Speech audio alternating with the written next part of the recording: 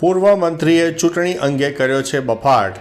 લોકસભાની ચૂંટણીની તારીખ જાહેર થાય તે પહેલાં જ પૂર્વ મંત્રી રમણ પાટકરનું વિવાદિત નિવેદન સામે આવ્યું છે। રમણ પાટકરે જણાવ્યું છે કે 15મી માર્ચથી દેશમાં ચૂંટણીની આચારસંહિતા લાગુ થશે। ચૂંટણી પંચની સત્તાવાર જાહેરાત પહેલાં જ પાટકરના દાવાથી અનેક પ્રકારની ચર્ચા થઈ રહી છે। નારગોલમાં દરિયા કિનારે પર્યટકો માટે ઇકો ટુરિઝમ સેન્ટરના લોકાર્પણમાં પાટકરે નિવેદન આપ્યું હતું અને મોટો બફાટ કર્યો છે।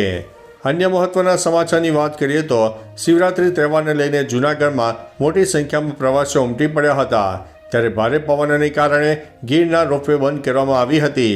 જૂનાગઢમાં 54 કિલોમીટર પ્રતિ કલાકની ઝડપે પવનો ફૂંકાઈ રહ્યા હતા। રોપવેનું ઓનલાઈન અને ઓફલાઈન ટિકિટ બુકિંગ પણ બંધ કરી દેવામાં આવ્યું હતું। અન્ય મહત્વના સમાચારની વાત કરીએ તો ભવનાથ મેળો શાંતિપૂર્ણ સંપન્ન થયો છે। શિવરાત્રી મેળાના અંતિમ દિવસે લાખો ભાવિકો ઉમટી પડ્યા હતા, તેમજ રાત્રે સાધુઓની રવેડી કાઢવામાં આવી હતી। રાત્રિના ભવનાથ તળેટીમાં સાધુ સંતોની પરંપરાગત રવેડી જોવા મળે છે। ભાવિકોએ કલાકો સુધી રાહ જોઈ હતી। ડીજેના તાલે દેશ વિદેશથી આવેલા સાધુ સંતોએ ટ્રેક્ટરમાં બેસીને મહાદેવ હરના નાદ સાથે રવેડી કાઢી હતી, જેમાં સાધુઓએ અવનવા કરતબો કર્યા હતા, જેને લઈને લોકો મંત્રમુગ્ધ પણ થઈ ગયા હતા।